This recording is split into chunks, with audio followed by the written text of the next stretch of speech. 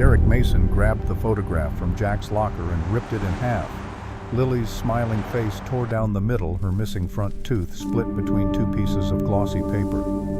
Your kid tells everyone What the hell are you doing? Stop pipe burst, you Derek idiot! laughed, You're holding flooding the pieces up to place! Then fluorescent fix light. it! A submarine welder, a legend. That's the funniest thing I've heard all year. Jack didn't move. His hands hung at his sides, scarred hands, burned hands, hands that had sealed hull breaches under 300 feet of water while ships burned around him. You're nothing but a mop guy, Brennan, and your daughter's a liar just like her old man. Something in Jack's eyes changed. Cold, controlled, dangerous. Tonight, 400 people would learn exactly who the mop guy really was. Derek let the torn pieces fall to the floor of the maintenance closet. Emma's face scattered across dirty tile, her smile, her missing front tooth, the picture Jack had taken on her first day of second grade at Jefferson Elementary. Pick it up. Jack's voice was quiet. Too quiet. Derek's smirk faltered. Something in those words made the air feel different, heavier. What did you say to me? I said pick it up. The two security guards behind Derek shifted uncomfortably. They'd never heard the janitor talk like this. The mop guy was supposed to be passive, quiet, broken. Derek stepped closer, got in Jack's face, close enough that Jack could smell the coffee on his breath, see the small scar above his left eyebrow.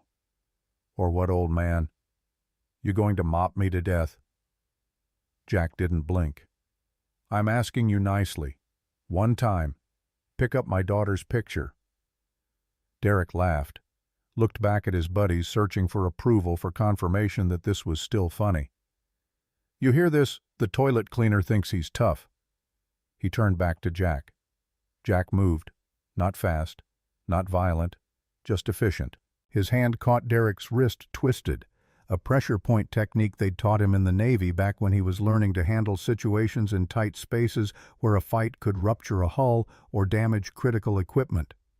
Derek's knees buckled. He gasped. His face went white as blood drained from his extremities. What the? Pick it up. Jack's voice hadn't changed. Still quiet, still controlled. But his grip tightened, finding the exact spot where tendon met bone, where a little pressure became agony. Derek whimpered. Okay, Jesus. Jack released him. Derek dropped to his knees, scrambling to gather the torn pieces. His hands were shaking. His buddies stood frozen, mouths open, probably reassessing every interaction they'd ever had with the quiet janitor who cleaned the 15th floor. I'm sorry, Derek stammered, pressing the pieces into Jack's palm. I didn't mean, get out. Derek ran. His guards followed. Their footsteps echoed down the corridor until they faded to nothing. Jack stood alone in the maintenance closet. He looked down at the pieces of Lily's photo in his hands, tried to fit them together. The tear ran right through her face, splitting her smile into two jagged halves. His jaw tightened. He'd promised himself he wouldn't do that anymore, wouldn't let the old Jack out, the one who'd survived things that would break most men, the one who'd buried that survival instinct under 2 years of mop water, and yes, sir, and swallowed pride. But Derek had touched Lily's picture. Some lines you don't cross. Jack taped the photo back together in the corner of the maintenance closet using clear tape from the supply shelf. The tear was still visible, a jagged line through his daughter's smile, but at least the pieces held.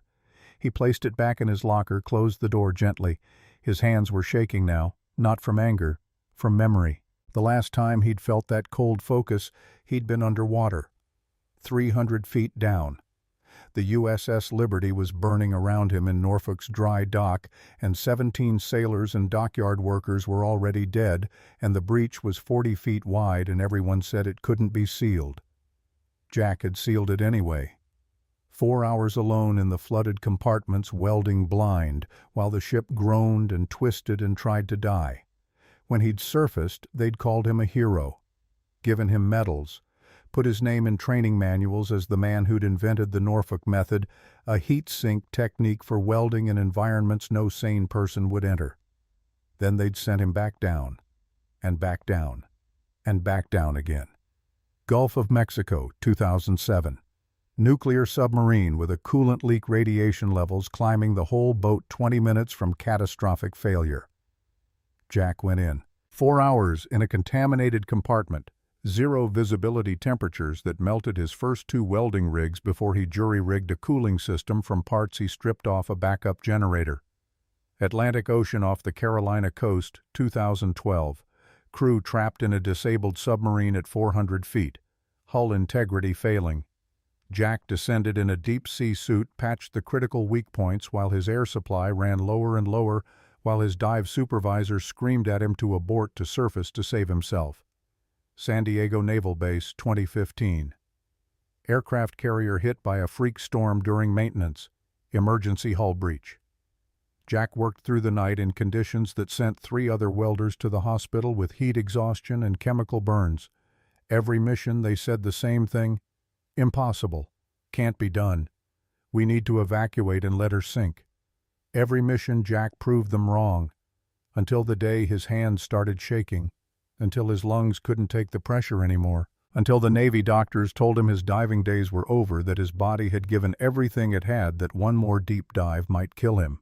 39 years old, honorable discharge, medical retirement, a chest full of medals, and a body that had paid the price for 2 decades of doing impossible things. Sarah had left 6 months after the discharge. "I didn't sign up for this." She'd said it while packing her bags, her voice flat, emotionless. "I married a hero, not a broken man who wakes up screaming every night." She'd taken the house in the divorce, the savings, everything except Lily. Lily she'd left behind. "She's too much like you." Sarah had said it at the door, car keys and hand lawyer's paperwork under her arm. "Stubborn, difficult. You two deserve each other." It was the only gift his ex-wife had ever given him. Jack's phone buzzed in his pocket. He pulled it out, saw the voicemail notification from Jefferson Elementary. Pressed play. "Mr. Brennan, this is Principal Harrison. I need you to come in tomorrow for an urgent meeting. Lily was in another fight today. She punched a boy named Ethan Mitchell, broke his nose. She says he called her a liar about you being a Navy hero. I understand this is a sensitive topic, but we need to discuss Lily's behavior. This is the 3rd incident this month. Please call us back." Jack closed his eyes. Another fight. His little girl was fighting because kids called her a liar, because she told them the truth about her father, and nobody believed her. And she was right. Everything she'd told them was true. But how could they believe it? How could anyone believe that the quiet janitor who mopped floors at 2 in the morning was the same man who'd saved 293 people on a burning warship? Jack didn't look like a hero anymore. He looked like what he was, a 42-year-old single father with bad knees and damaged lungs, working a job that paid $12.50 an hour because nobody else would hire a broken veteran with PTSD and a 3-year gap in his resume. He dialed Lily's number. She picked up on the first ring. "Daddy." "Hey, baby girl, I heard about the fight." Silence on the line. Then small, "Are you mad?" "No, sweetheart, I'm not mad, but you can't go around punching people." "He said you were a liar." Jack's chest tightened. "He said janitors aren't heroes. He said I made everything up." Her voice cracked. She was crying now, trying to hide it, failing. "I told him about the submarine, Daddy, about the Liberty, about how you saved all those people at Norfolk." And he laughed. "He said his dad looked you up online and there's nothing about you anywhere. He said you're just a loser who cleans toilets." The words hit Jack like a physical blow. "I'm not a liar, Daddy. I'm not." "You are not a liar, baby girl." Jack pressed his palm against his eyes, felt the wetness there. "I know you're not. Then why doesn't anyone believe me?" "Because the Navy classified most of what I did. Because heroes don't get parades when their work happens in the dark in places the public never sees. Because the world doesn't care about the men who crawl into impossible spaces and do the things that keep ships afloat and reactors from melting down." But he couldn't say any of that to a 9-year-old. Sometimes the truth is hard for people to believe, especially when it sounds like a story. But you know what's real, Lily. And I know what's real. That's what matters. It's not fair. No, it's not. Ethan said you're not coming to the parent-teacher conference tomorrow. He said his mom said you never come because you're too busy cleaning up puke. Jack's grip tightened on the phone. I'll be there, Lily. I promise. 4 o'clock. You promise, promise. Promise, promise. It was their ritual from when she was little. A promise couldn't be broken. Not ever. Okay. Her voice was small again, trusting. I love you, Daddy. I love you too, baby girl. More than anything. Now get some sleep. I'll see you tomorrow. He hung up. For a long moment he just stood there in the maintenance closet surrounded by mops and buckets and cleaning supplies, holding a phone that still felt warm from his daughter's voice. Tomorrow, 4 o'clock. He would be there no matter what. 3:15 in the morning. Jack was finishing the second-floor corridor of Morrison Tower when the building shook. He stopped, set the mop against the wall, felt it through his feet through the tile, a vibration that didn't belong. 20 years in the Navy had taught him to read vibrations. Every ship had a heartbeat. Every structure had a rhythm. When that rhythm changed, something was broken. He sniffed the air. Faint. Almost nothing. But Jack had spent 16 years working around pressurized systems, fuel lines, gas mains, the kind of infrastructure that could kill you if you didn't respect it. Sweet, chemical, natural gas. His heart rate didn't spike. His breathing didn't change. The old training kicked in automatically. Calm, focused, methodical. He pulled out his radio. Security, this is Brennan in maintenance. I'm on second floor. Possible gas leak. Does anyone else smell that? Static. Then Derek's voice, trying to sound tough, failing. Mop guys at it again. Maybe you should stick to what you know, toilet cleaner. Laughter crackled through the channel. Jack ignored it. I'm serious. There's gas in this building. Someone needs to check the basement. I'll tell you what someone needs to check, Derek shot back. Your head for thinking you're anything more than hired help. Stay in your lane, Brennan. The radio went silent. Jack made a decision. He dropped the mop, moved toward the stairwell, pushed through the door and started descending. First floor. The smell intensified. Sub-level. The smell became a wall. His eyes watered immediately. The concentration was dangerous, potentially lethal. He'd smelled worse. On the Liberty after the explosion, the fuel oil had been so thick in the water it burned his skin. He'd welded through it anyway. This was nothing compared to that. This was just gas. The basement was a maze of pipes and ducts and mechanical systems. Jack moved through it quickly, following the sound. The hiss, the high-pitched whistle of pressurized gas escaping containment. He found the leak in the far corner, a main gas line, 6 inches in diameter. Carbon steel Schedule 40 pipe. A crack running 8 inches along a welded seam. Old repair work that had failed under pressure. Gas spraying out in a visible cloud, distorting the air like heat shimmer on summer asphalt.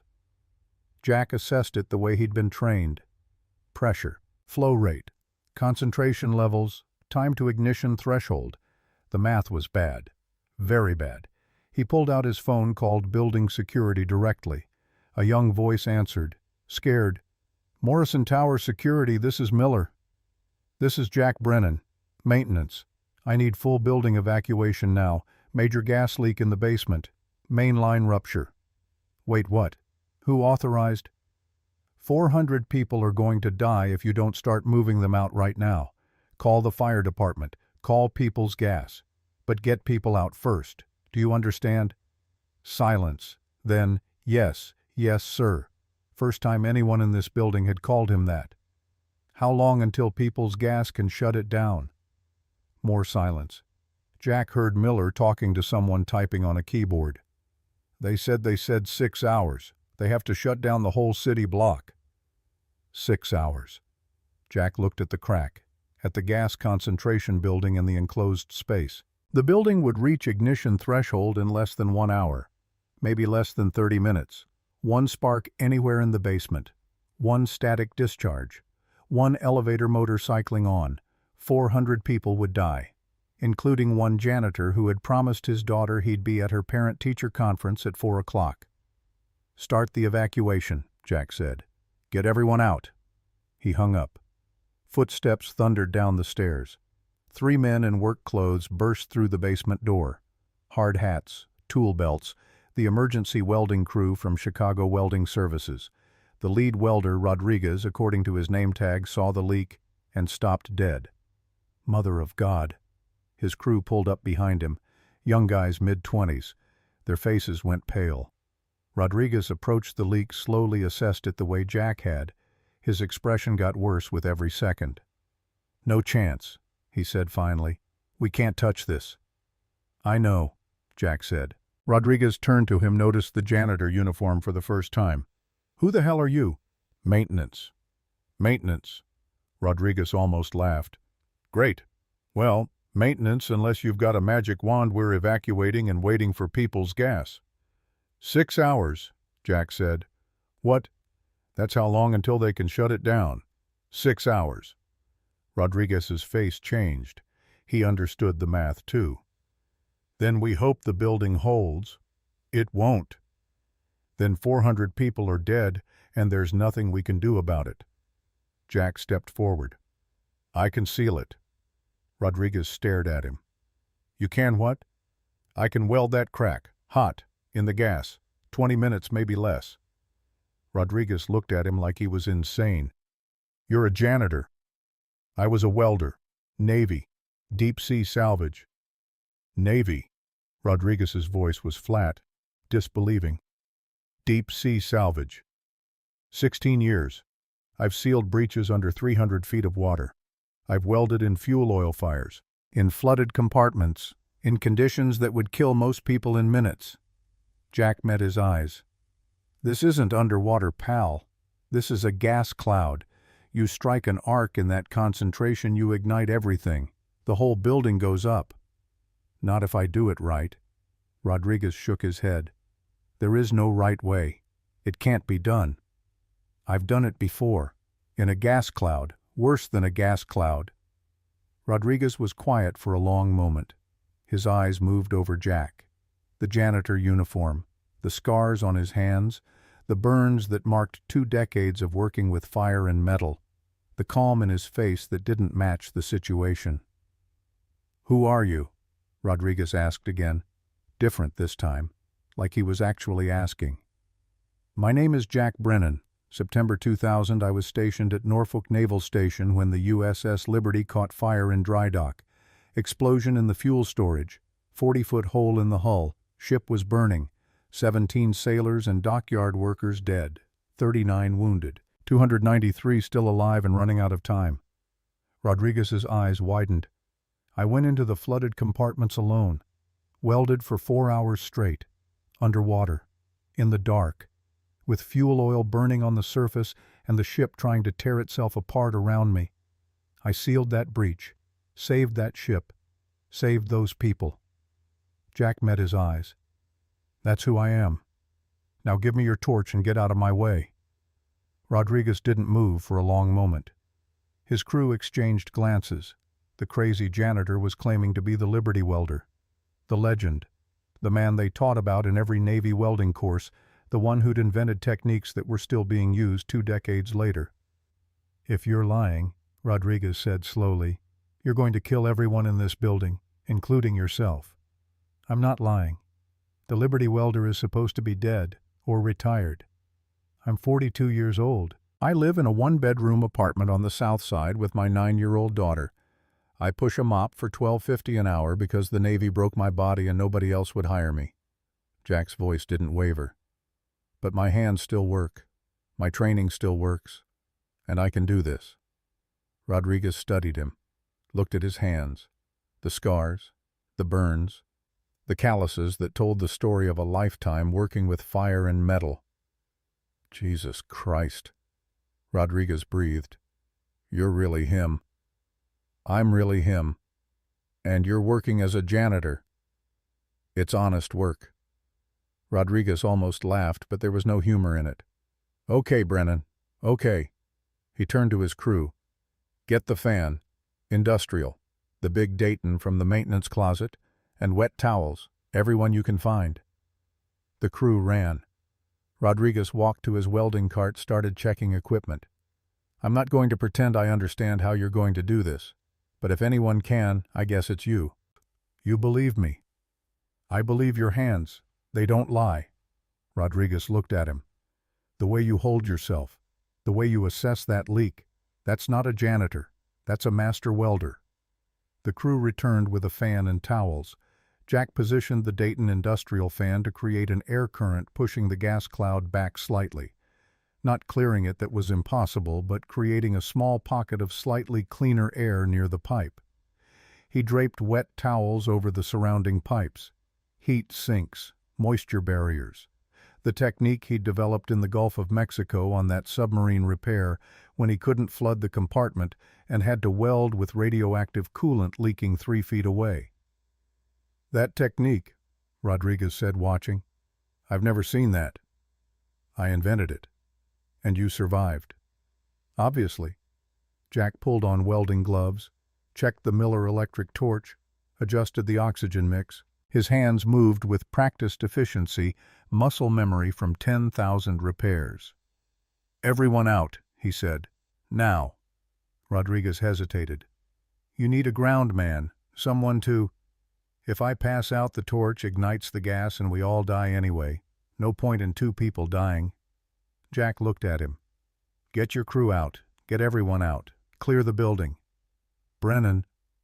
I have a daughter, 9 years old. I promised her I'd be at her school tomorrow at 4 o'clock. A promise. Can't be broken. Jack's voice was steady. I'm going to seal this leak, walk out of this basement, and make that conference. Understand? Rodriguez nodded slowly. Good luck, Jack Brennan. I don't need luck. I need everyone out of this basement in the next 60 seconds. Rodriguez gathered his crew. They headed for the stairs. At the door, Rodriguez turned back. Hey, Brennan. Jack looked up. When this is over, I want the whole story. All of it. Every repair you ever made. Jack almost smiled. When this is over, I'll buy you a beer. Rodriguez disappeared up the stairs. The basement door clanged shut. Jack heard the lock engage from outside. Containment protocol. He was alone now. Alone with a gas leak and a welding torch and 400 lives depending on what happened in the next 20 minutes. He thought about Lily, her torn photograph, her voice on the phone. You are a hero, Daddy. You are. Jack picked up the torch. Yeah, baby girl, he whispered to the empty basement. I am. He sparked the flame. Blue fire erupted inches from a cloud of death, and Jack Brennan, the mop guy, went to work. The flame touched metal, and Jack's world narrowed to a single point of light. Everything else disappeared. The hiss of escaping gas, the smell burning his nostrils, the knowledge that one mistake would turn this basement into a crematorium. All of it faded into background noise. There was only the puddle, the molten metal forming under his torch, the wire feeding through his left hand. The crack sealing millimeter by millimeter, 2 inches down, 6 to go. His hands moved in small, precise circles, the same motion he'd made 10,000 times before, on ships, on submarines, under hundreds of feet of black water where sunlight never reached. The gas cloud pressed against him like a living thing. Hungry. Waiting. Jack had learned a long time ago that fear was useless. Fear made your hands shake. Fear made you rush. Fear got people killed. So he didn't feel fear. He felt focus. Pure. Absolute. Trained focus. 3 inches sealed. The radio on his belt crackled. Rodriguez's voice, distant, filtered through static. Brennan, you copy? What's your status? Jack didn't stop working.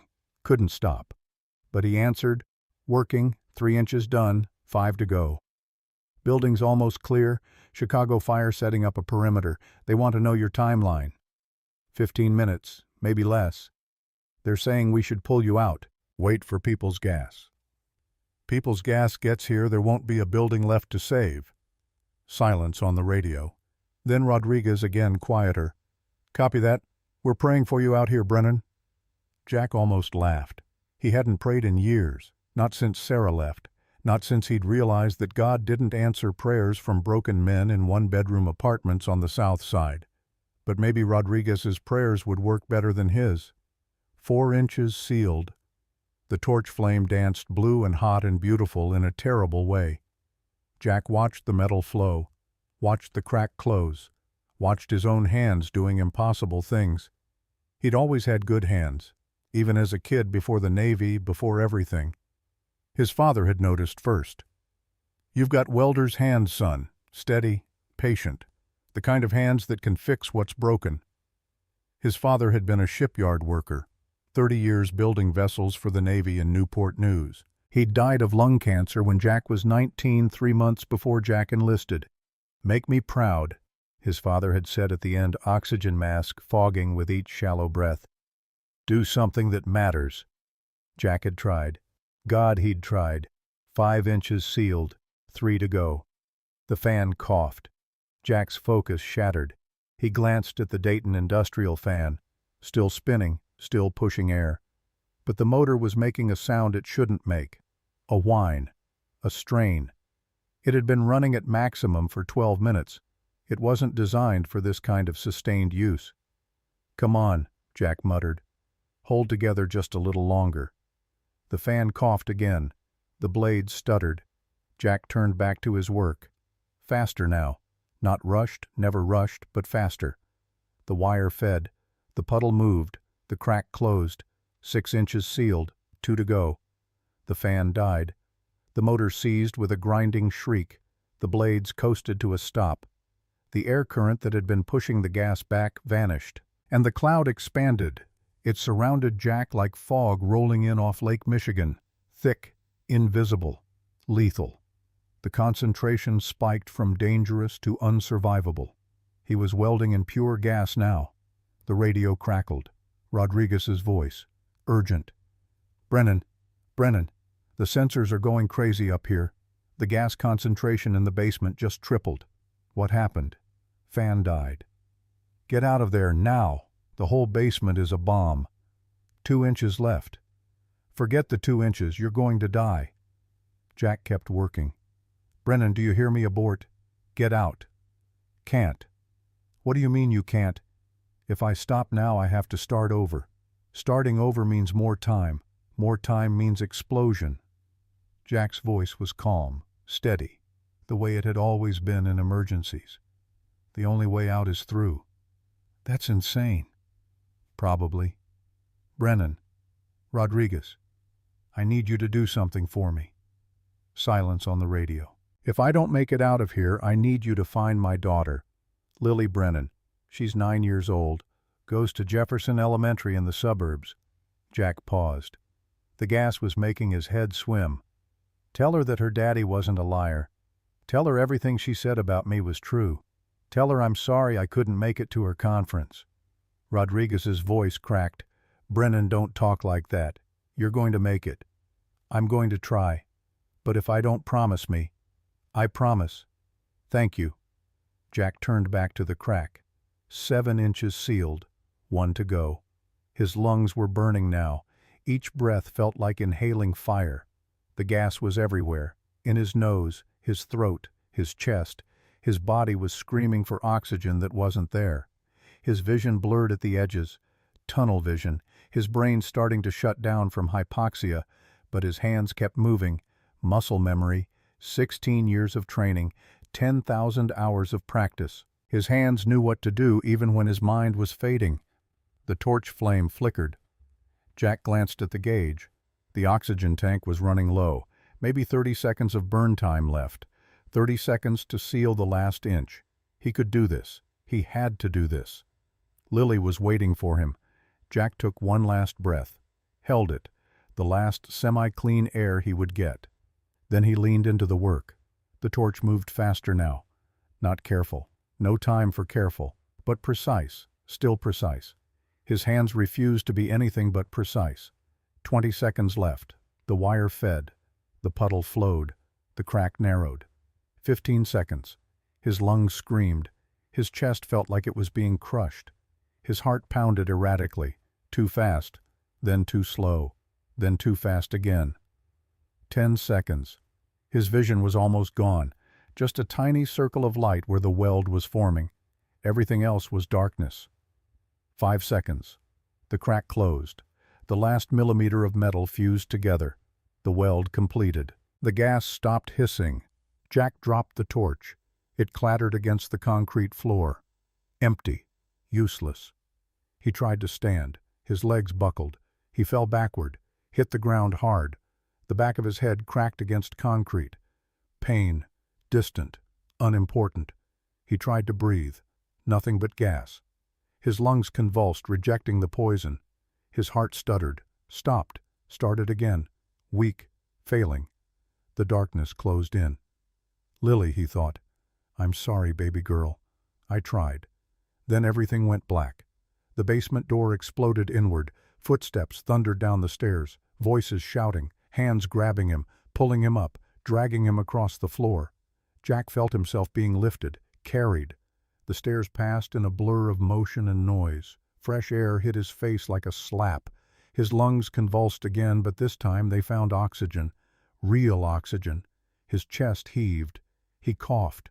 Violent, painful coughs that felt like they were tearing him apart from the inside. He's alive. Get the medics. More hands. More voices.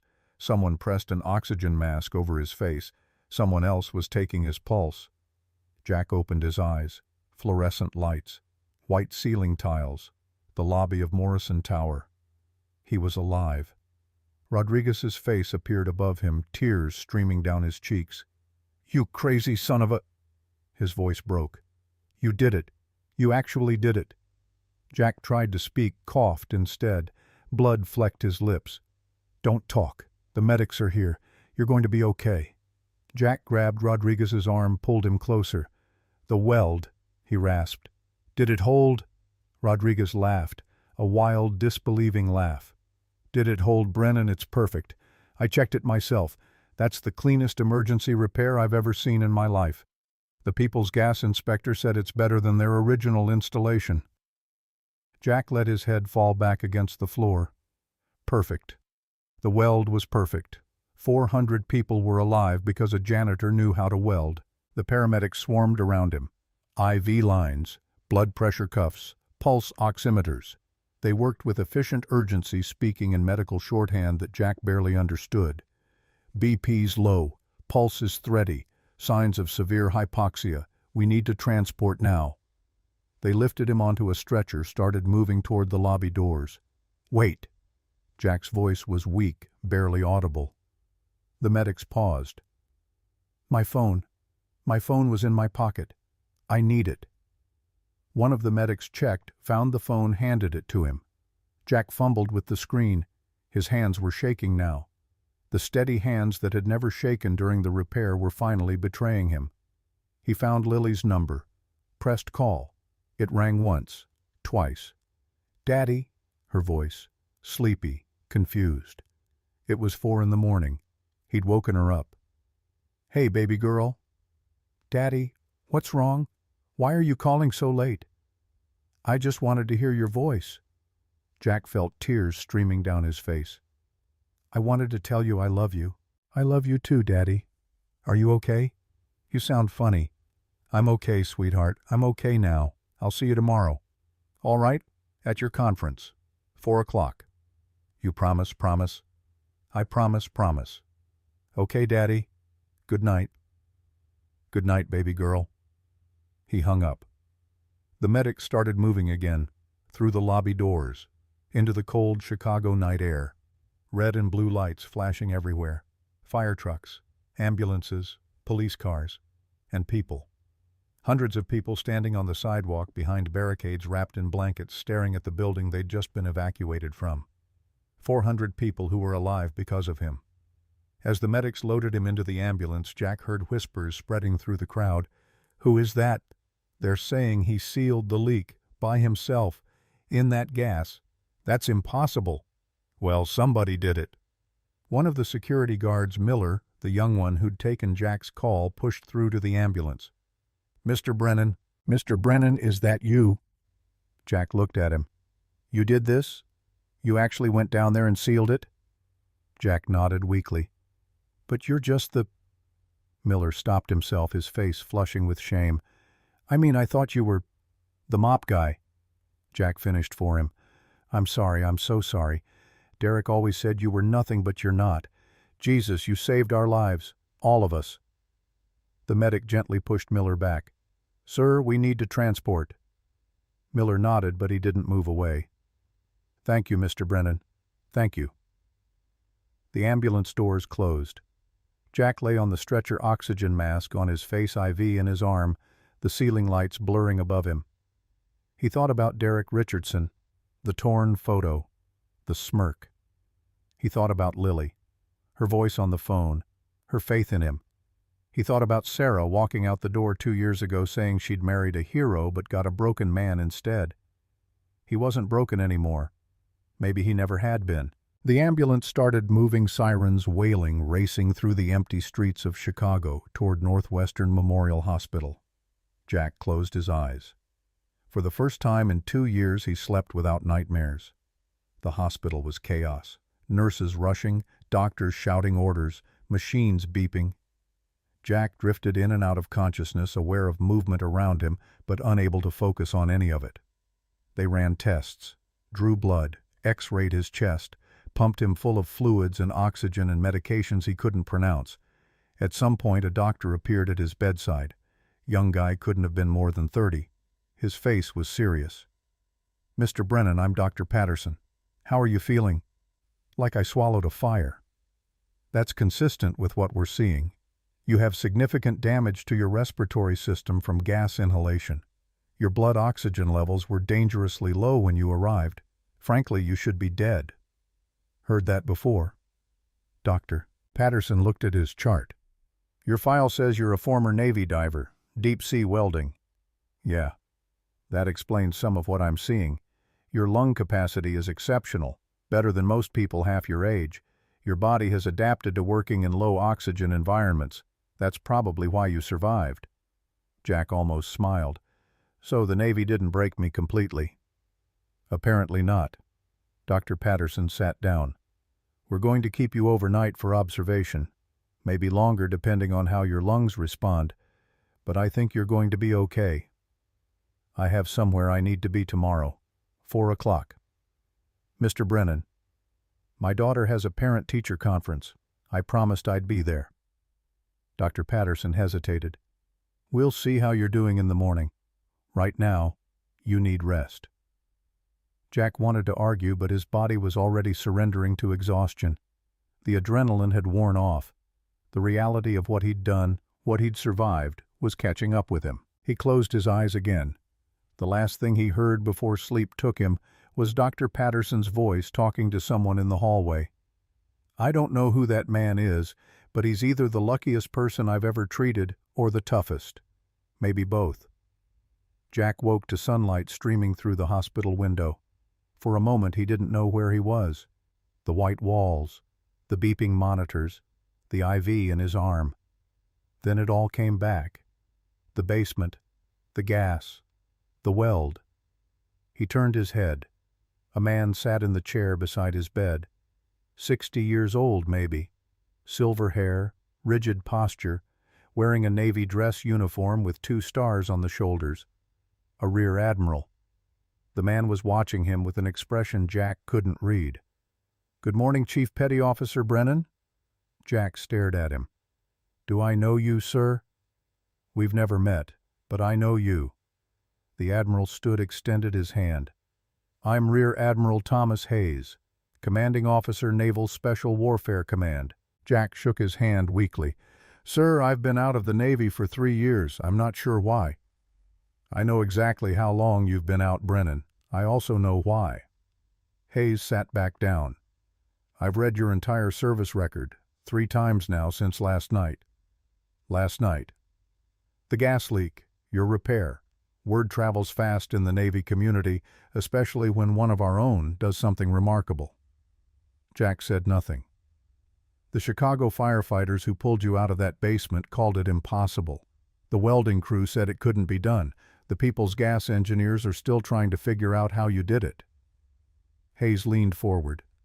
But I knew it was possible, because I'd read about you doing impossible things before. Jack's breath caught. 26 years ago, I was a young lieutenant. fresh out of the academy, stationed at Norfolk Naval Station. Hayes paused. I was there, Brennan, September 2000. I was at the dry dock when the Liberty caught fire. Jack closed his eyes. I remember the explosion, the chaos, the water rushing in, the smoke so thick you couldn't see 3 feet in front of you. I remember thinking we were all going to die. Hayes's voice was steady, but his eyes were distant. And then someone said a welder was going down into the flooded compartments, into the darkness, by himself. I didn't see you that day. I was on the upper decks helping with the wounded, but I heard about what you did. Everyone heard. The man who sealed the breach that couldn't be sealed. The man who saved 293 people. Jack's jaw tightened. I was just doing my job. No, you were doing something extraordinary. Hayes stood, walked to the window. After that day, I made it my mission to track your career. Every repair you made, every impossible situation you survived. I watched you become the best deep-sea welder the Navy ever produced. He turned back. And then I watched you wash out. Jack flinched. You didn't wash out, Brennan. Your body gave out. There's a difference. Doesn't feel like a difference. I know. Hayes walked back to the bed. I also know what happened after. The medical discharge, the divorce, the PTSD, the job applications that went nowhere because civilian companies don't know what to do with a hero who can't dive anymore. You've done your research. I've done more than research. I've been looking for you for 2 years. Jack met his eyes. Why? Hayes pulled something from his pocket. A business card. He set it on Jack's bedside table. Because the Navy needs you, Brennan. Not as a diver, as an instructor. We have a whole new generation of welders who need to learn what you know. The techniques, the improvisation, the ability to do impossible things when the manual says it can't be done. Jack looked at the card. I'm a janitor, sir. I clean toilets and mop floors. You're a hero who's been hiding in plain sight. And last night you proved that the skills that made you legendary haven't gone anywhere. Hayes moved toward the door. I'm not asking you to answer now. Think about it. Talk to your daughter. But when you're ready, call that number. The Navy wants you back, Brennan, on your terms. He reached the door, paused. One more thing. The building you saved last night. 412 people evacuated safely. Lawyers, security guards, cleaning crews. Every single one of them is alive because of you. Hayes looked back. That little girl of yours, the one who tells everyone her daddy's a hero. She wasn't lying, Brennan. She never was. Hayes left.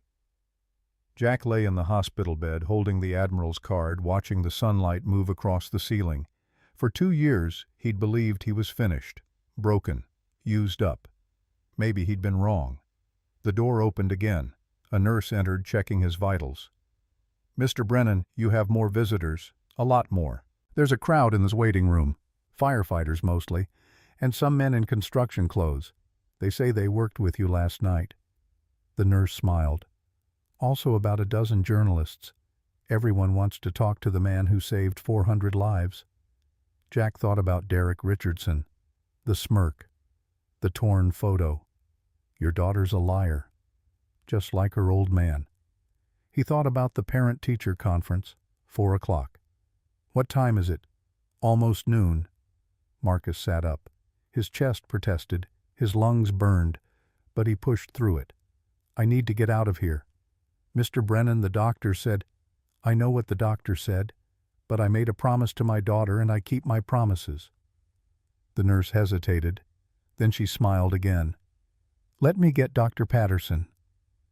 Dr. Patterson stood in the doorway with his arms crossed. This is against medical advice, Mr. Brennan. I want that on the record. Jack was already pulling on his shirt. The movement sent pain shooting through his chest, but he ignored it. He'd worked through worse pain before. Noted. Your lungs are damaged. You need rest. You need monitoring. You need at least another 24 hours of observation. What I need is to be at my daughter's school in 4 hours. Dr. Patterson sighed, walked into the room, closed the door behind him. Look, I get it. I have kids too. But you almost died last night. Your body has been through severe trauma. If you push yourself too hard... Doc. Jack turned to face him. 2 years ago I got discharged from the Navy. Medical. My lungs couldn't handle the pressure anymore. My body was broken. He pulled his jacket on, winced at the pain.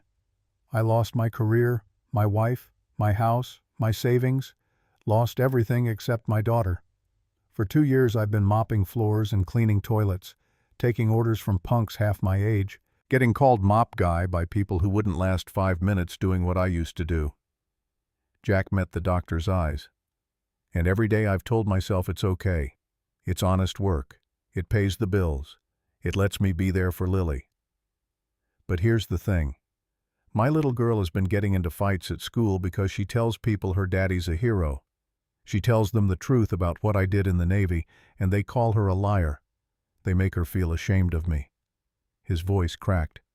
Last night I did something that proved she was right, that I was everything she said I was, and there's a conference at her school in 4 hours where I can finally show everyone that Lily Brennan is not a liar. Jack picked up his phone, his wallet, the Admiral's card.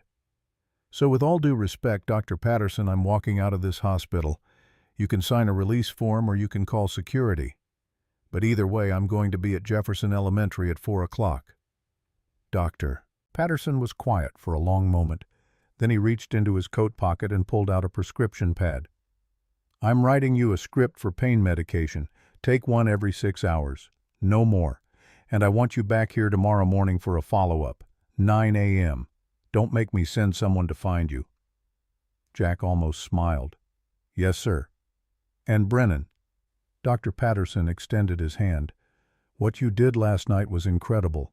Your daughter's lucky to have a father like you. Jack shook his hand. I'm the lucky one. He walked out of the hospital room, down the hallway, past nurses and doctors who stopped to stare at him. The elevator doors opened. Jack stepped inside. A woman was already there, 40s, well-dressed, expensive jewelry. She looked at him, his rumpled clothes, his pale face, the hospital bracelet still on his wrist. Excuse me, are you the man from the news? The one who saved all those people? Jack pressed the button for the ground floor. I don't know what you mean. It's all over the television. The gas leak downtown. They're saying a janitor sealed the pipe by himself. In a cloud of gas. They're calling it a miracle. The elevator descended. Some people are saying it's fake, that it couldn't have happened, that no one could weld in those conditions. The woman studied his face. But looking at you, you look like someone who's been through something terrible. The doors opened. Jack stepped out. It wasn't a miracle.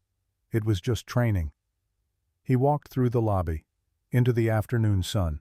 The hospital was swarming with reporters, cameras, microphones, news vans with satellite dishes on top. They were clustered around the main entrance waiting. Jack spotted them and stopped. He couldn't deal with this. Not now. He had somewhere to be. A hand touched his shoulder. He spun around. Rodriguez was standing there still wearing his work clothes from last night. His eyes were red-rimmed like he hadn't slept. Brennan, Jesus, you're actually up and walking. I've got somewhere to be. I know. The school. Your daughter. Rodriguez held up a set of car keys. That's why I'm here. Figured you might need a ride. Jack stared at him. You waited here all night. Half my crew did too. They wanted to meet the man who did the impossible. Rodriguez nodded toward the parking lot. Cars this way. We can avoid the reporters if we go through the side exit. They walked together. Fast. Quiet. Avoiding the camera crews. Rodriguez's truck was parked in a loading zone. He unlocked it, and they both climbed in. Jefferson Elementary, right? How do you know that? You told me last night. Remember, when you asked me to find your daughter if you didn't make it out? Rodriguez started the engine. Jack had forgotten. The gas. The hypoxia. Parts of the night were fuzzy now. I've been thinking about that all night. About how you went down into that basement knowing you might die. And your biggest worry was that your little girl would never know the truth about you. Rodriguez pulled out of the parking lot. They drove in silence for a while. The city looked normal. Cars, pedestrians, traffic lights, like nothing had happened. "What time is it?" 2:30. We've got time." Jack watched the streets pass. Chicago in daylight, familiar and strange at the same time. "I need to stop somewhere first." "Where?" "My apartment. I can't show up to my daughter's school looking like this." Rodriguez glanced at him, took in the wrinkled shirt, the hospital bracelet, the pale skin. "Yeah, okay. Good call." The apartment building was nothing special. 3 stories, faded brick, a parking lot with cracks in the asphalt. Jack had lived here for 18 months, ever since the last of his savings ran out. Rodriguez pulled into a spot near the entrance. "I'll wait here." Jack nodded, climbed out, made his way up the stairs to the 2nd floor, unlocked his door, stepped inside. The apartment was small. 1 bedroom, a tiny kitchen, a bathroom barely big enough to turn around in. Lily's drawings covered the refrigerator, crayon pictures of submarines, of divers, of a stick figure with the word "Daddy" written underneath. He'd never realized how sad this place looked until now. Jack showered quickly. The hot water stung his skin, made his damaged lungs ache, but it felt good to be clean. He shaved, put on his best clothes, khaki pants, a blue button-down shirt, his one good pair of shoes. He looked at himself in the mirror. 42 years old, gray already showing at his temples, lines around his eyes that hadn't been there 5 years ago, hands scarred from a lifetime of working with fire and metal. He didn't look like a hero. He looked like what he was, a tired single father who'd been through too much. But today, that would be enough. He grabbed his wallet, his phone, his keys. Paused at the door. On the shelf by the entrance was a small wooden box. He'd brought it with him from his old life, the only thing he'd kept when Sarah took everything else. He opened it.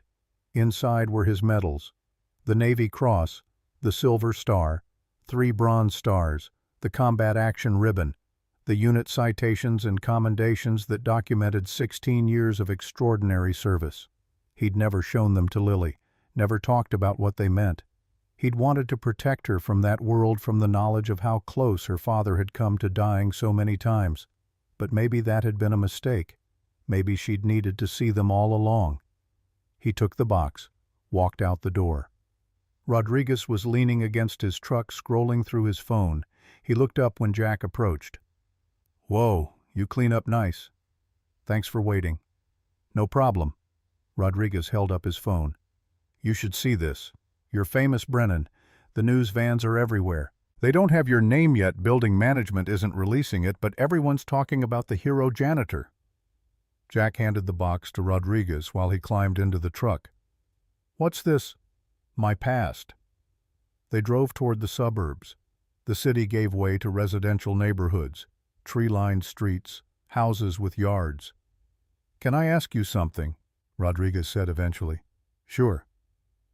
"Last night when you told me about the Liberty, about saving those people at Norfolk, why didn't you ever tell anyone? Why hide it? Why work as a janitor when you could have been consulting, teaching, making real money?" Jack was quiet for a moment. "You ever hear of survivor's guilt?" "Yeah." "When the Liberty caught fire, 17 people died, sailors and dockyard workers. Most of them were just kids. They never got to go home." Jack stared out the window. "I spent 4 hours in those flooded compartments welding, and the whole time I could hear things bumping against me in the dark. Bodies. I told myself it was debris, just debris." His voice dropped. "It wasn't debris." Rodriguez said nothing. "I saved 293 people that day, but I couldn't save those 17. And every time someone called me a hero, every time they gave me another medal, all I could think about was the ones I didn't save. The ones who floated past me in the dark while I was welding. After I got discharged, I didn't want to be a hero anymore. I just wanted to be invisible, to do simple work that didn't matter, that didn't have life and death attached to it." Jack turned to Rodriguez. "I thought if I could just be ordinary, maybe the guilt would stop." "Did it?" "No, it never stops. You just learn to carry it." Rodriguez pulled up to a red light.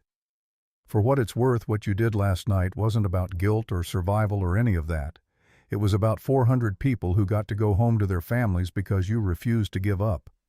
He looked at Jack. That includes me, Brennan. I was in that basement when you told me to get out. If you hadn't sealed that leak, I'd be dead right now. The light turned green. So thank you.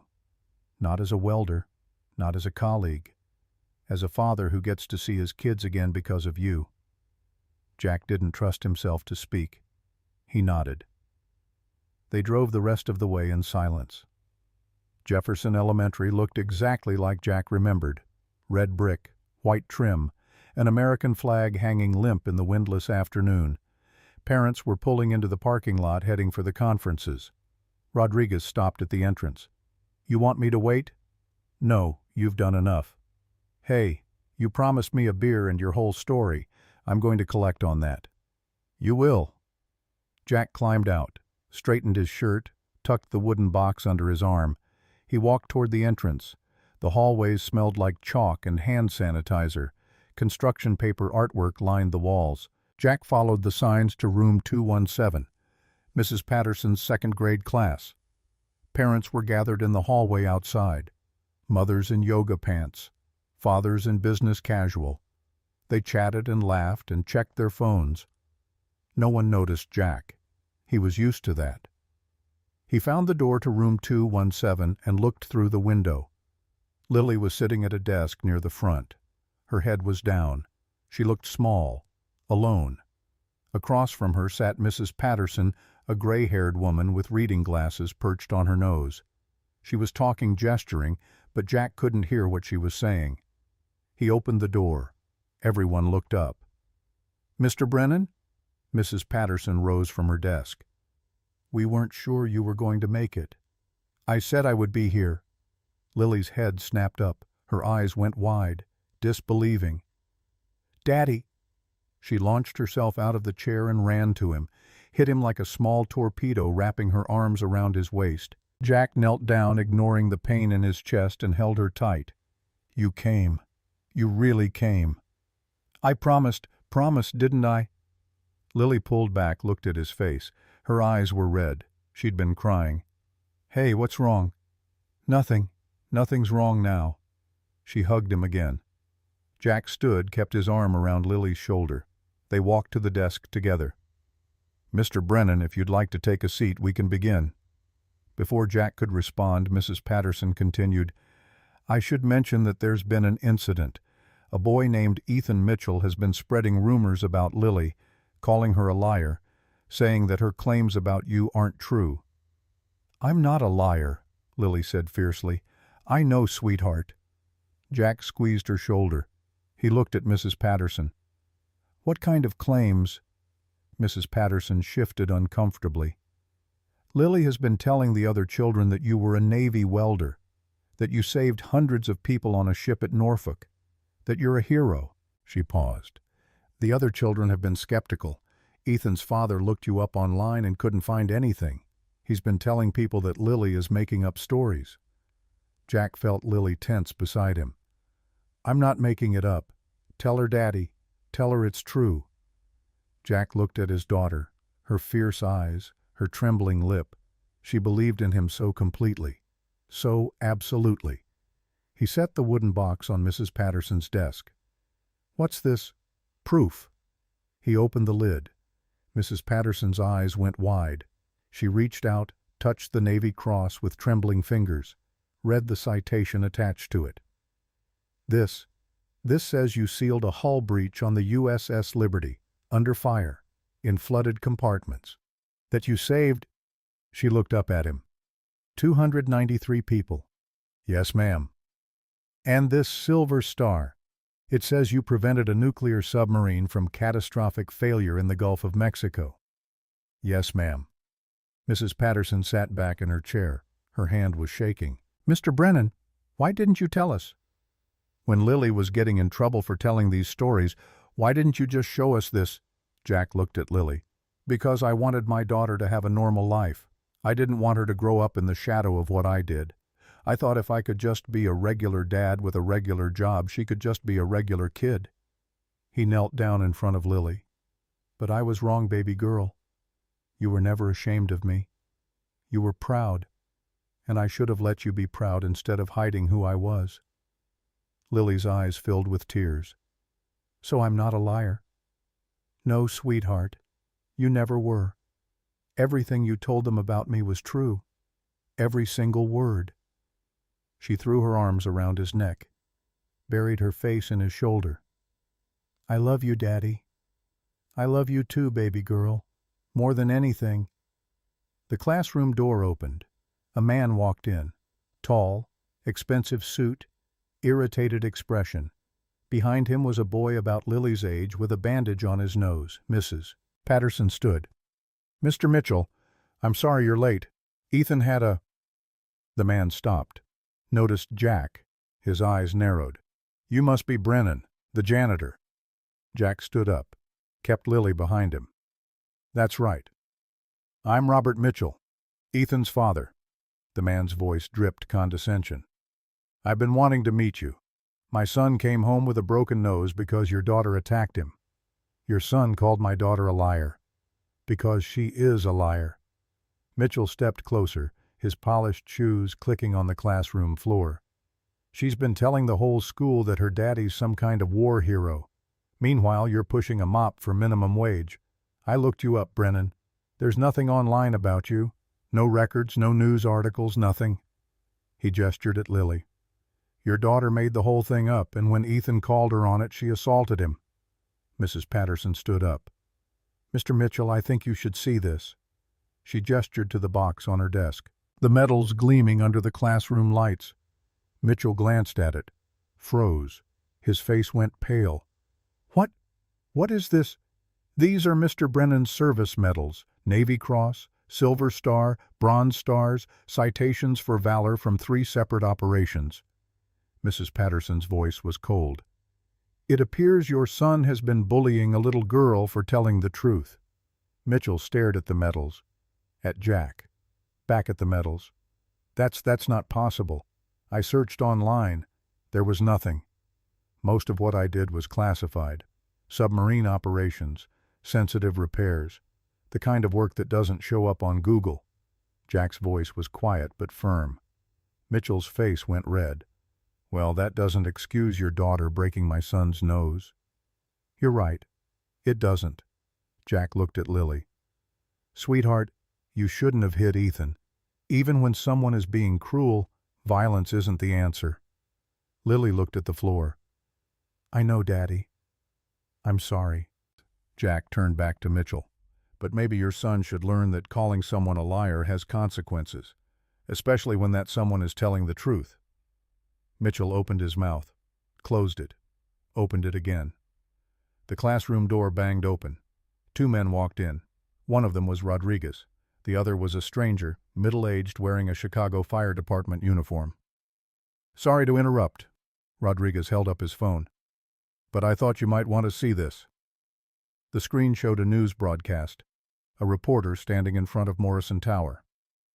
"We're confirming now that the hero who saved over 400 lives in last night's gas emergency has been identified. His name is Jack Brennan, a 42-year-old Navy veteran who was working as a janitor in the building." The room went silent. Authorities are calling his actions nothing short of miraculous.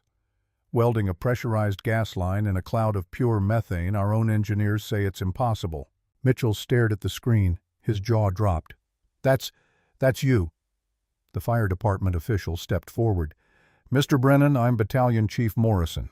I was the incident commander last night." He extended his hand. "I wanted to thank you personally. What you did in that basement was the most extraordinary act of bravery I've witnessed in 32 years of service." Jack shook his hand. "I was just doing what needed to be done, sir." "Sir, you welded a pressurized gas line in a cloud of pure methane. That's not what needed to be done. That's impossible, except you did it." Morrison looked at Lily. "Young lady, your father is a genuine American hero. What he did last night will be studied in firehouses for decades. You should be very, very proud of him." Lily looked up at Jack. Her face was glowing. "I already was." Mitchell backed toward the door. His son followed head down. We should go. I have a meeting." No one tried to stop him. After he left, Mrs. Patterson let out a long breath. "Well, that was unexpected." She looked at Jack. "Mr. Brennan, I owe you an apology. I should have believed Lily from the beginning. I should have asked more questions instead of assuming. You didn't know. Still, she's been struggling all semester and I could have helped her if I'd just listened." Mrs. Patterson straightened her papers. "Going forward, I think things will be different. For both of you." Jack nodded. Lily tugged on his hand. "Daddy, does this mean I can tell people the truth now, about the submarines and the Liberty and everything?" Jack looked at her, his fierce, stubborn, wonderful daughter. "Yeah, baby girl, you can tell them everything." She hugged him again. For the first time in 2 years, Jack Brennan felt like he was exactly where he was supposed to be. The news vans were waiting outside Jefferson Elementary. 3 vans, maybe 4, reporters with microphones, cameramen adjusting their equipment, all of them pointed at the entrance like wolves watching a rabbit hole. "Daddy, why are there TV people here?" Lily pressed against his side, her hand gripping his. "They want to talk to me about what happened last night." "Are you going to be on TV?" Jack watched the reporters. One of them spotted movement through the window and pointed. The cameras swung toward the door. "I don't think I have a choice." Rodriguez appeared beside him. "I can pull my truck around back. There's a service entrance by the cafeteria. We can get you out without—" "No." Jack squeezed Lily's hand. "I spent 2 years hiding, running from who I was, letting people think I was nothing but a mop guy because it was easier than facing the truth." He looked down at his daughter. "That ends today." He pushed open the door. The reporters swarmed. "Mr. Brennan? Mr. Brennan, can you tell us about last night? Is it true you sealed the gas leak by yourself? How did you survive the gas exposure? What's your reaction to being called a hero?" Jack walked through them. Lily tucked against his side. He didn't stop, didn't answer.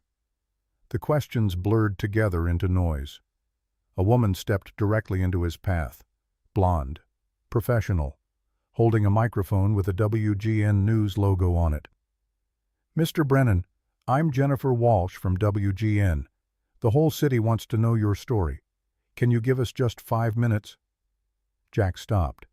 He looked at Jennifer Walsh, at her camera crew, at the dozen other reporters pressing in behind her. "You want my story?" "Yes, sir. The whole country is watching." Jack turned to face the cameras. "My name is Jack Brennan. I'm 42 years old. I'm a single father living on Chicago's South Side. For the past 3 years, I've worked as a janitor in a downtown office building, cleaning floors and scrubbing toilets for $12.50 an hour." The reporters fell silent. Microphones pressed closer. "Before that, I spent 20 years in the United States Navy as a deep-sea welder. I served on submarines. I did underwater salvage and repair work in conditions that would kill most people."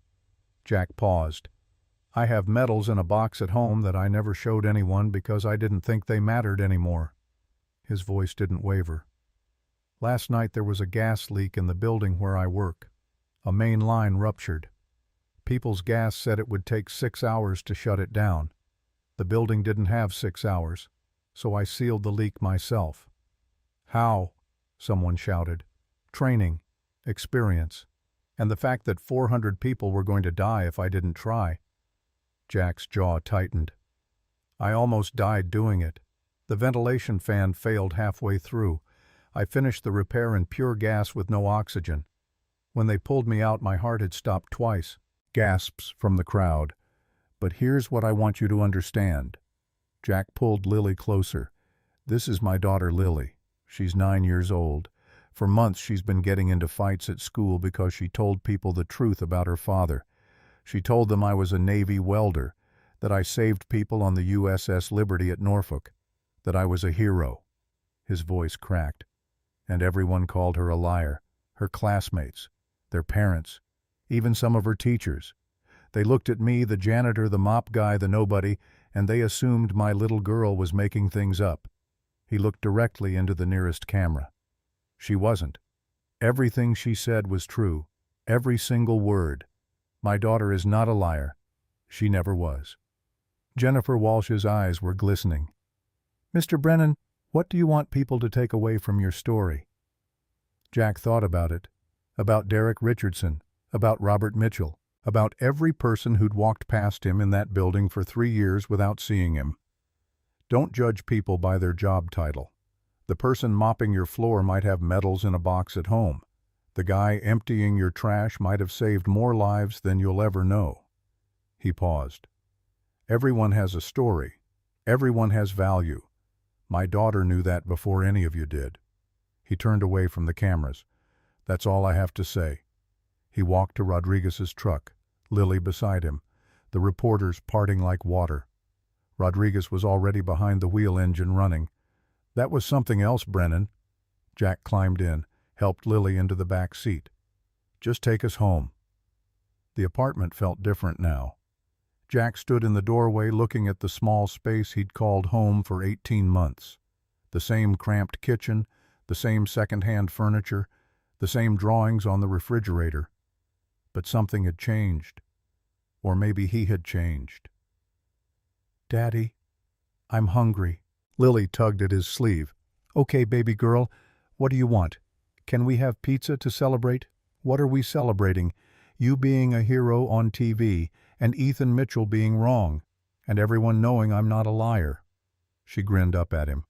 "That's a lot of things to celebrate." "Yeah, I guess it is." He ordered pizza from Lou Malnati's. They sat on the couch together watching cartoons, eating deep dish slices and drinking soda. Normal father-daughter stuff. The kind of evening Jack had always wanted but never felt like he deserved. Around 7 o'clock his phone rang. The number was unfamiliar. "Hello. Mr. Brennan, this is Victoria Hayes, CEO of Morrison Properties." Jack sat up straighter. The woman who owned the building. His boss's boss's boss. "Mrs. Hayes, I didn't expect... I just saw the news. I had no idea about your service. About any of it." Her voice was thick with emotion. "I'm calling to apologize. The way Derek treated you. The things he said. I should have done more. I should have stopped it. You were the only one in that building who treated me like a person, Mrs. Hayes. You don't owe me any apology."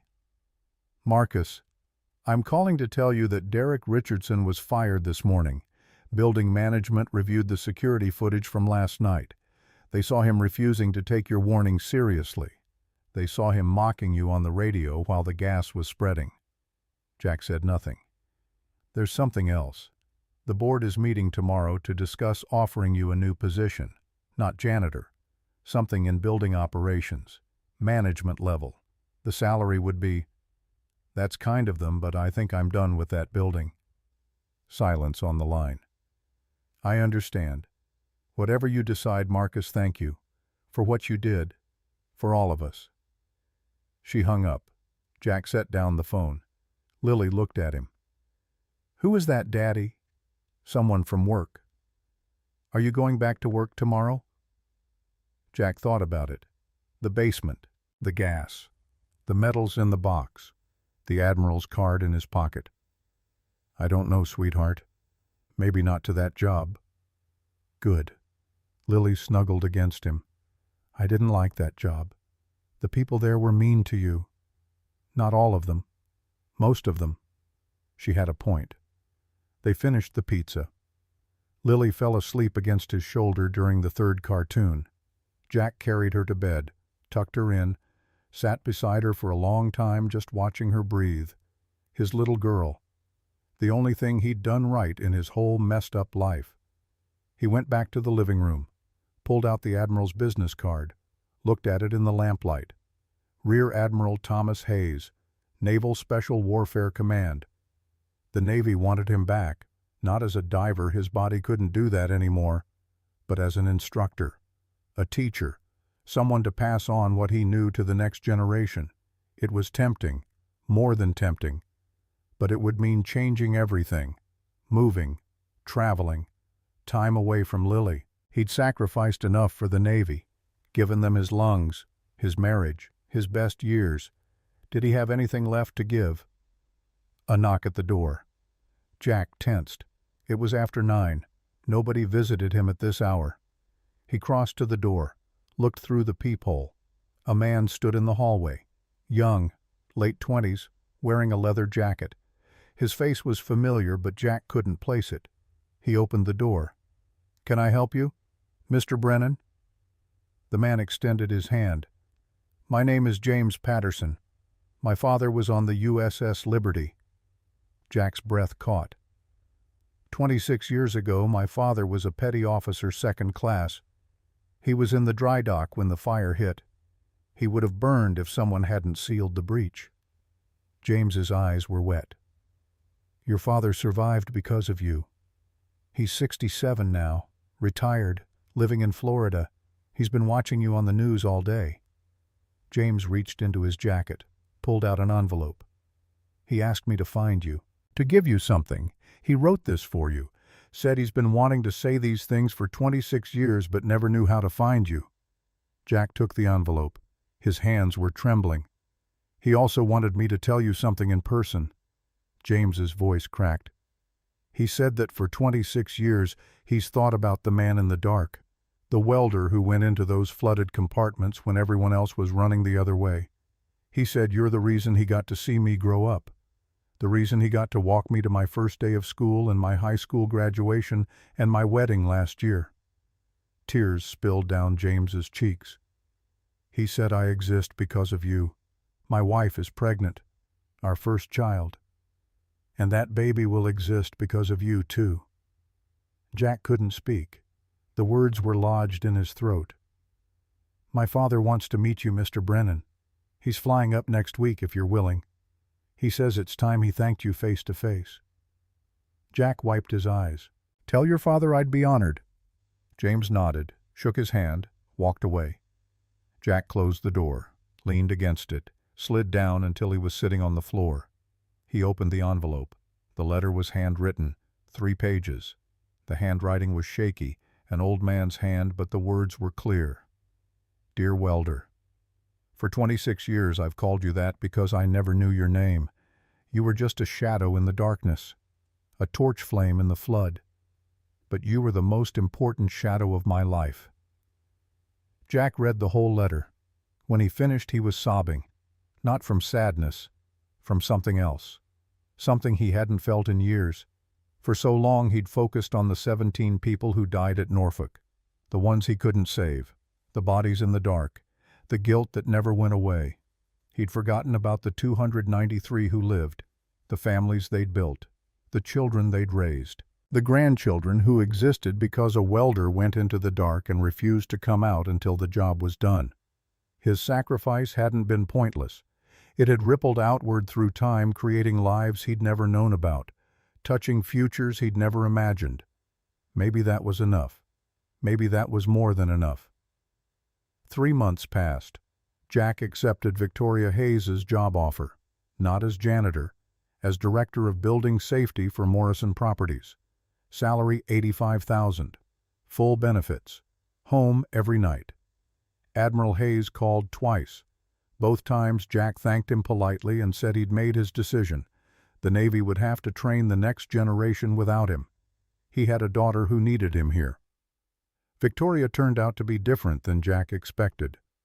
The cold CEO he'd met in the lobby that first night was a facade. Underneath was someone lonely, driven, brilliant, and kind. They worked together daily. Safety inspections, building upgrades, emergency protocols. One evening, Victoria invited him to dinner. "Business," she said, to discuss the new fire suppression system. It turned into something else. They talked about their pasts, their pain, their hopes. Victoria told him about her divorce, about her ex-husband Richard, who'd cheated with his assistant and was now trying to steal the company her father had built. Jack told her about Sarah, about the discharge, about the 2 years he'd spent invisible. "I've never met anyone like you." Victoria's voice was soft. "I was invisible for 2 years. To me, you're the only person I see." Their first kiss happened in the parking garage. Gentle, tentative, meaningful. 2 months later, Jack introduced Victoria to Lily. Lily was nervous. Is Daddy dating? Is that okay? Lily thought about it. Is she nice? Victoria appeared at the door carrying Lou Malnati's pizza. I hope I pass inspection. Lily studied her. The CEO in jeans and a sweater looking vulnerable and hopeful. Do you like submarines? I want to learn about them, from an expert. Victoria looked at Jack. Lily smiled. Okay, she can stay. The ceremony happened at Chicago City Hall 3 months after the gas leak. The mayor presented Jack with the Medal of Valor, the highest civilian honor the city could give. Jack stood at the podium, Lily and Victoria in the front row. 3 years ago, I lost everything. My career, my marriage, my identity. His voice carried through the packed chamber. I thought my life was over, that I'd been someone important and was now invisible. He paused. But my daughter never stopped seeing me, never stopped believing in me. Jack looked at Lily. The night I went into that basement, I wasn't thinking about medals or fame. I was thinking about keeping a promise to my daughter, about being the man she believed I was. He looked at Victoria. And I was thinking about the person who believed in me when she had no reason to. Victoria's eyes were wet. Heroes aren't born from medals. They're born from the choices we make when no one is watching. From the decision to do the right thing even when it's hard, even when it costs us everything. Jack stepped back from the podium. The crowd erupted in applause. 1 year later, Morrison Tower rooftop. Summer evening. Chicago skyline glittering in the distance. Jack stood with Rodriguez and Chief Morrison. BBQ smoke drifting. Employees and families mingling. Remember when you were just the janitor, Chief? Rodriguez grinned. I'm still a janitor, just with a fancier title. Morrison laughed. And a girlfriend who's a CEO. Jack looked across the rooftop. Victoria was talking with employees, animated, engaged. Different from the lonely woman he'd met in the lobby 2 years ago. Fiancée, actually. Rodriguez and Morrison froze. What? 2 weeks earlier, Jack had proposed, in the basement, the same place where he'd almost died. This is where I found my life again, where I found you. Victoria had cried, laughed. Yes, 1,000 times yes. Lily ran up breathless. Daddy, Victoria said we can get a dog. A dog. Victoria arrived smiling. I was outvoted 2-1. Jack pulled them both close. Democracy wins. Lily looked up at him. Are you happy, Daddy? Jack looked at his new family. At Victoria. At Lily.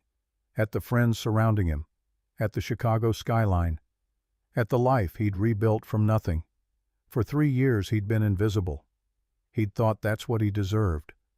But his daughter had seen him when no one else could. She'd seen the truth. And the truth had set them both free. Yeah, baby girl. I'm happy. The sun set over Chicago.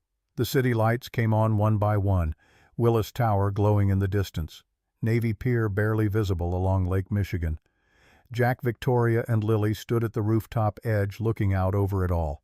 Victoria leaned her head on Jack's shoulder. Lily held both their hands. Thank you, Jack's voice was barely above a whisper, for seeing me. The three of them stood together, a family, whole, happy. Chicago stretched out before them, a city of second chances, of redemption, of invisible people becoming visible. Jack Brennan had been a hero, then a janitor, then a hero again. But more than any of that, he was a father, a partner, a man who'd learned that dignity doesn't come from job titles or medals. It comes from how you treat people when no one is watching.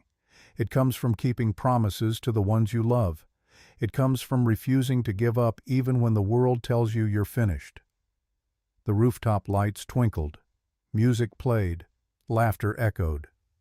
Somewhere below in the basement of Morrison Tower, a perfect weld held a gas line together, a testament to impossible things done by ordinary people. Jack's phone buzzed. A text from James Patterson. Dad arrives tomorrow, 2 p.m. He can't wait to meet you. Jack smiled. 26 years. The man he'd saved was finally getting to say thank you. The ripples kept spreading, lives saved, families built, futures created, all because a welder went into the dark and refused to quit. Lily tugged his hand. "Daddy Rodriguez wants to know if you'll tell the story, about the liberty, about everything." Jack looked at the crowd, at the people who'd become his friends, his community. "Maybe later, baby girl." "Promise, promise." Jack knelt down, eye level with his daughter. "Promise, promise." She hugged him. Victoria joined them, the three of them holding each other as Chicago twinkled below. And for the first time in years, Jack Brennan felt like he was home. Not a place, not a building. Home was the people who saw you, who believed in you, who stood beside you when the world said you were nothing. Home was the family you built from broken pieces. Home was knowing that your worth wasn't measured in job titles or medals, but in the lives you touched and the promises you kept. The party continued around them, music and laughter and the smell of grilled food. Jack closed his eyes, breathed in the Chicago air. 3 years ago he'd been drowning, invisible, broken. Tonight he was standing on a rooftop with the two people who mattered most, looking out over a city that had given him a second chance. The mop guy was gone. Jack Brennan was finally truly home. Lily pulled away, ran back to join the other kids. Victoria took Jack's hand. "What are you thinking about?" "How lucky I am." "You earned this, all of it." "Maybe. But I couldn't have done it without you. Without Lily." Victoria squeezed his hand. "We're the lucky ones, Jack Brennan." The night deepened. Stars appeared above the city lights, barely visible, but there. Rodriguez approached with beers, handed one to Jack. "To the craziest welder I ever met." Jack raised his bottle. "To second chances." They drank. The Chicago skyline glittered. 400 people were alive because of what happened in a basement one night. Families intact, children sleeping safely, lives continuing. And somewhere in Florida, an old sailor was packing for a flight to Chicago, preparing to thank the shadow in the dark who'd given him 26 more years of life. The story wasn't over. It never would be. Because the best stories don't end. They ripple outward, touching lives in ways you never see, creating futures you never imagined. Jack Brennan had learned that the hard way, but he'd learned it, and that made all the difference. The party wound down. Families headed home. The rooftop emptied. Jack, Victoria, and Lily were the last to leave. They walked to the elevator together, Lily between them, holding both their hands. "Best day ever," Lily yawned. "Yeah," Jack smiled. "Best day ever." The elevator descended, past 40 floors of offices and lives and stories, down to the lobby where Jack had once pushed a mop at 2 in the morning, invisible and forgotten. The doors opened. They walked out into the Chicago night. Together. Home.